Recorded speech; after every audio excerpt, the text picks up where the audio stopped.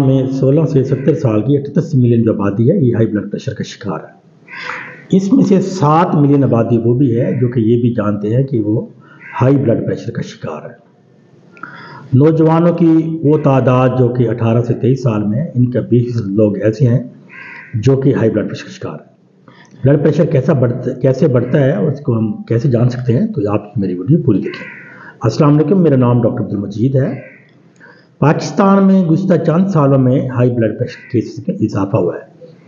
اگر آپ 45 سال کی عمر کے افراد کو دیکھیں تو ان میں خواتین میں مردوں کے مقابلے میں بلڈ پریشر کا اضافہ زیادہ دیکھنے میں آیا ہے۔ تو بلڈ پریشر کیسے بڑھتا ہے اور اس کے کیا نقصانات ہیں؟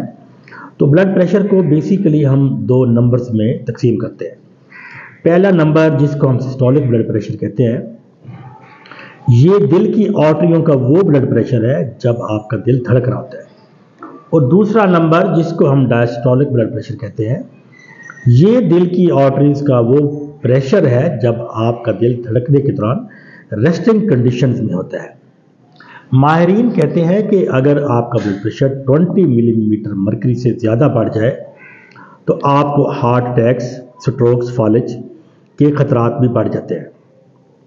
آپ کا دل آپ کی باڈی کے مختلف حصوں کو بلڈ سپلائی کر رہا ہوتا ہے۔ جب بلڈ پریشر بڑھتا ہے تو یہ آپ کی بینائی کو بھی متاثر کرتا ہے، اس کے علاوہ آپ کے لنگز کو، کڈنی کو، پھیپھڑوں کو، دماغ کو اور باڈی کے باقی اعضاء کو بھی متاثر کرتا ہے۔ بلڈ پریشر بڑھنے کی کیا وجوہات ہیں؟ بلڈ پریشر عمر کے ساتھ بڑھتا ہے۔ بلڈ پریشر جنیات ہے، یعنی ایک خاندان سے دوسرے خاندان میں یہ منتقل ہوتا ہے۔ اگر آپ اپنی لائف میں ایکسرسائز نہیں کر رہے یا ورزش وغیرہ نہیں کرتے تو یہ بھی بلڈ پریشر بڑھنے کا باعث ہے۔ اگر آپ صحت مند غذا کا استعمال نہیں کر رہے تو یہ بھی بلڈ پریشر بڑھنے کا باعث ہے۔ اگر آپ موٹاپے کا شکار ہیں یا آپ کا وزن زیادہ ہے تو یہ بھی بلڈ پریشر بڑھنے کا شکار ہے۔ اور کچھ لوگ ہیں جو کہ بہت زیادہ نمک کا استعمال کرتے ہیں تو یہ بھی ہائی بلڈ پریشر کی وجوہات ہیں۔ تو بلڈ پریشر کا ہمیں کیسے پتہ چلے گا؟ ہمیں یہ کب چیک کرانا چاہیے؟ موسٹلی جو پیشنٹس ہیں ان کو کوئی علامات نہیں ہوتی اور ایسے تعداد بہت زیادہ بلڈ پریشر کا شکار ہے جن کو یہ نہیں معلوم کہ انہیں بلڈ پریشر ہے۔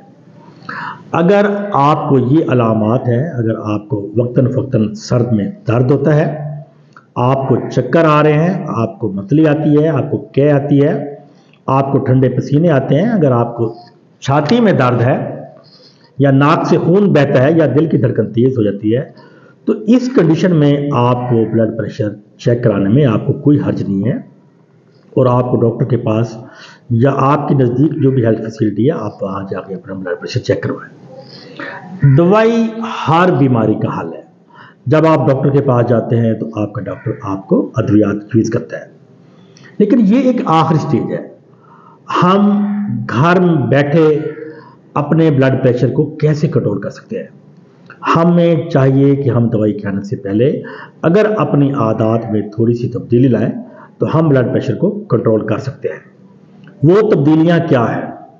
ہمیں چاہیے کہ ہم ہیلدی ڈائٹ کا استعمال کریں جس میں نمک کم سے کم ہو۔ اگر آپ کا وزن زیادہ ہے تو آپ وزن کم کریں۔ آپ روزانہ ورزش کریں اور دن بھر ایکٹیو رہیں، یعنی اپنے آپ کو کام میں مصروف رکھیں تو یہ بھی آپ کے بلڈ پریشر کو کم کرتا ہے۔ آپ سٹریس کم سے کم لیں۔ اگر آپ اسموکنگ کر رہے ہیں یا الکوہول استعمال کر رہے ہیں، اس کے علاوہ یہ بھی دیکھا گیا ہے کہ جو لوگ بہت زیادہ چائے، کافی وغیرہ استعمال کرتے ہیں تو ان کی باڈی میں بھی ڈی ہائیڈریشن ہوتی ہے اور یہ بھی آپ کے بلڈ پریشر کو بڑھا دیتی ہے۔ تو ان میں بھی آپ اعتدال لائیں۔